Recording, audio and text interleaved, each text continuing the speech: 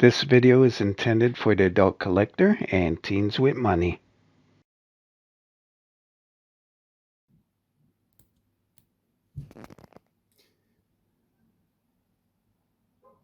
Consumer information.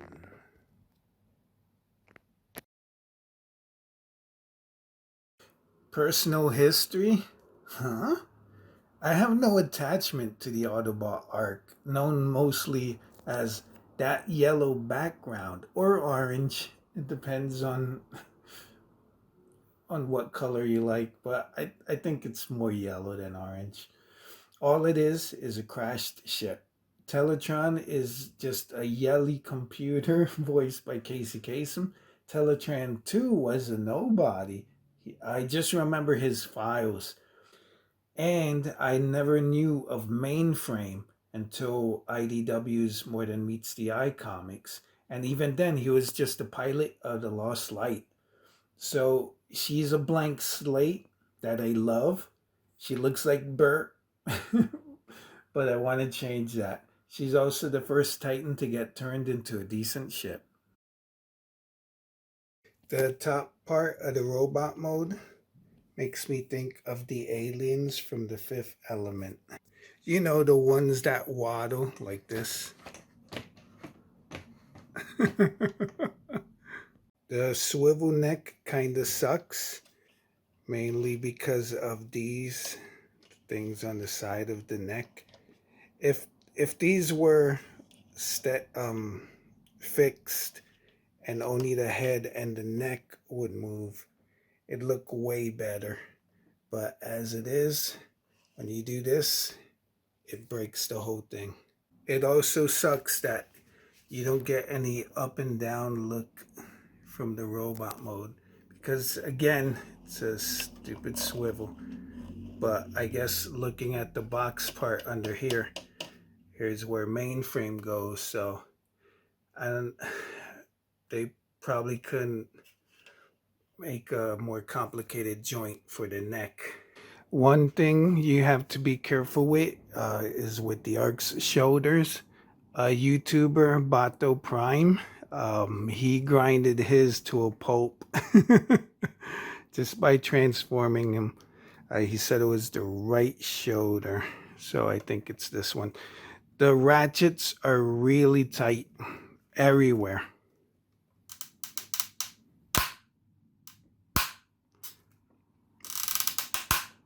So you have to be delicate and ginger and caring with the ratchets, but they are super tight. I'm sure they'll withstand. They'll hold up heavy figures and not droop. I had some issues with the head sculpt when it was first announced.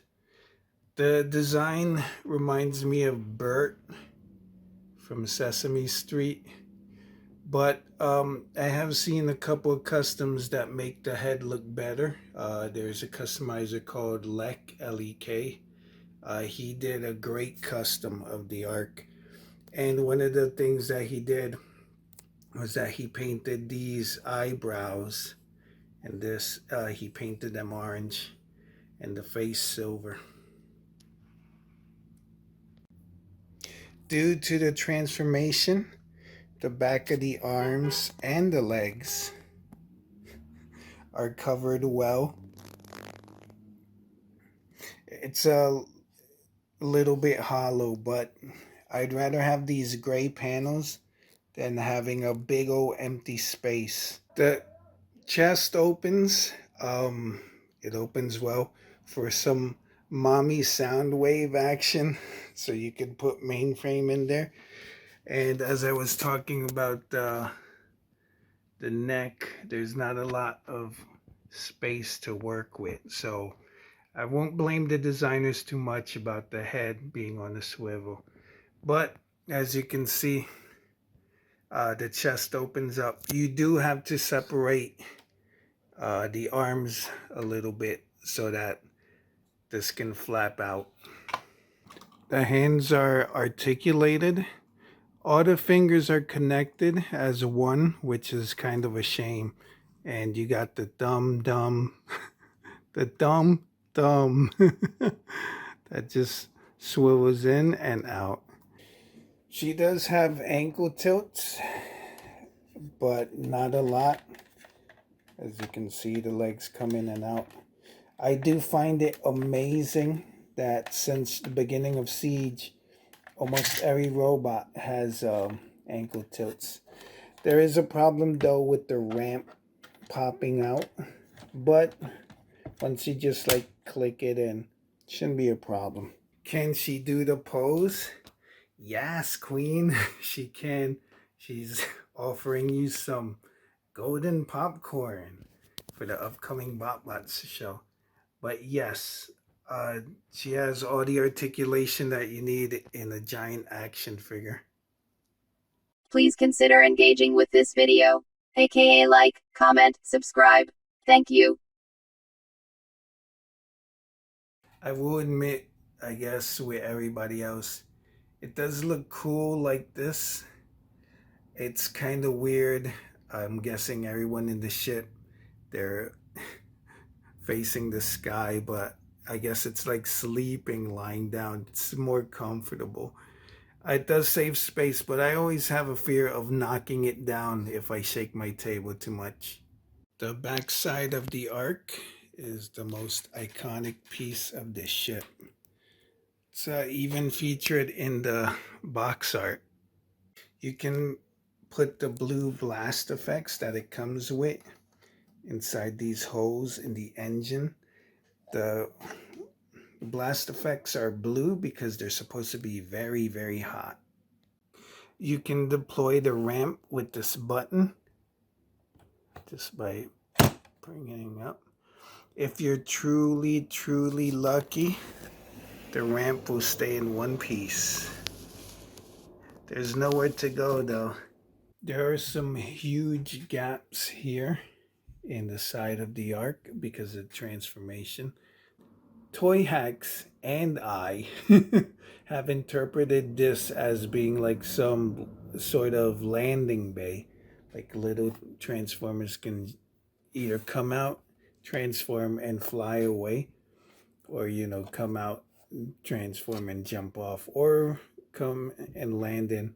But this, I don't mind this gap in the side of the ship.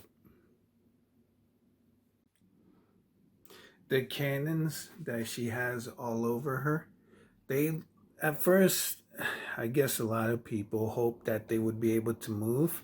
They also look like they can pop out and in because there is a gap in there wherever a cannon is, but they're all static, so that's kind of a disappointment. But more parts mean more cost. I'm a little bit confused and miffed about where the bridge is, because you see you have this part, which in the Netflix show the bridge was here, and all the Autobots they would meet around I think it's the Vector Sigma globe that's in there. But in G1 I believe the bridge was here. So I don't know. I could either think of this being the bridge, and this is probably like Optimus Prime's quarters. Like, he'll wake up, look out and see where the ship is. Or this could be the bridge, and the front part of the ship would be like in Star Trek The Next Generation. It would be like the 10 forward, where all the it's a bar. Well, all the Autobots would meet and just chill out and look out the windows and look at space. But either way, for me, I think this is the bridge because of the scale. The little Optimus that comes with the Ark, he's great for this scale. But because of the size of the ship, it would mean that they could have taken more Autobots with them instead of all the Autobots that show up in season 1. I'd hate to think that. Like it's like, oh, Elita, there's no space for you. Wink. There is space, but I don't just want to take you. But I do think that this is a better ship compared to core class than to the little guys that came with Behold Galvatron and the little guy that came with Unicron and with this. The scale doesn't make sense to me. And finally, for the bottom of the alt mode, there's not a lot I can say. It's kind of there. It's meh. If you can see, there is some light discoloration. That's because to me it looks the same, but because I'm reviewing under yellow light, kind of makes it pop. But I don't mind. I'm not a stickler for oh it doesn't look the same. The only other thing, these silver things on the hips, I think of them as like thrusters, bottom thrusters. And I don't know where a flight stand would go. Usually there's a peg, but I don't think there's a flight stand out there that hasn't been built yet that can withstand the sheer power and the weight of the Ark. But I do see if someone made one, it would probably cradle like a U between here and then it'd connect to the stand. Is this toy fun? Yes. Yes, Queen, it is. As Transformers fans, we don't get a lot of playsets. Fort Max, Scorponok, Triptychon, Metroplex, they all look like a splayed robot, but she looks like the Ark, as you can see. We've been getting wannabe Arks for a while, like the cardboard diorama that came with those sinfully ugly Bayformer Dinobots that did show up at a closeout store. And don't forget the lackluster Netflix backgrounds that they were probably easy to get for a while, but then they got really difficult to complete. Can you say Bumblebee and Soundwave? I knew you could. If you draw out scale of the robots, um, she still works for guys that are the same scale. Obviously, Beachcomber and Soundwave aren't the same size, but Beachcomber is an old Legends class while Soundwave is core. When you pick her up in ship mode, she doesn't flop around like Fort Max did in his video.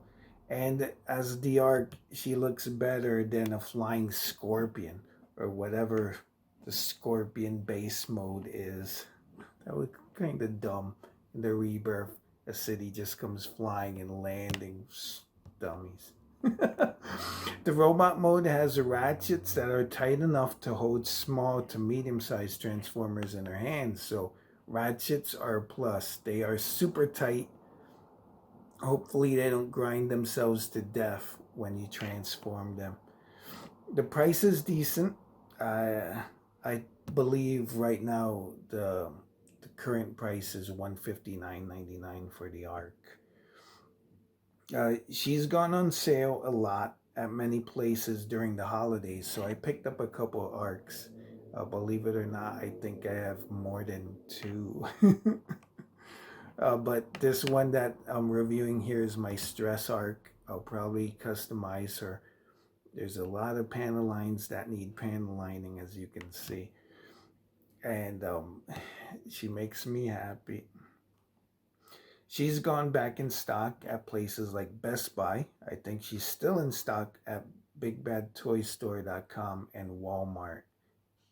The prices, because of the situation in Ukraine, and before that, we were already looking forward to raising oil prices and stuff because of the pandemic. Prices are going to be going up on Transformers. So right now they're still at normal costs, but I think by the time we get Metroplex in Legacy, Metroplex is probably going to be a $200 toy. And the designs of Legacy are hit or miss. I'm not really crazy about RC, Prime RC. Bulkhead looks good. Skids is passable. Iguanus is garbage. And Kickback and Hot Rod look awesome. So it's a hit or miss. I don't know what Metroplex is gonna look like from the leaked image. I think it's gonna be the same thing that we got in Cybertron. So that's gonna be, I don't know, uninteresting. If you can and have the money, probably for Easter, and maybe you have a young one in your life, I would recommend picking her up. My apologies. And if you're getting upset that I'm calling her, a lot of people call ships her, like the Millennium Falcon is like, get her up to speed. But I like to think as the Ark as a female Titan. I'm Aries 83, and well, bye. Follow me on the web at twitter.com. I'm Aries083. At Instagram.com. I'm Aries083. At Facebook.com. My personal profile is john.classified.5. My page is aries0083.fans. And finally, at my blog on Blogger, aries083-action-figure-blog.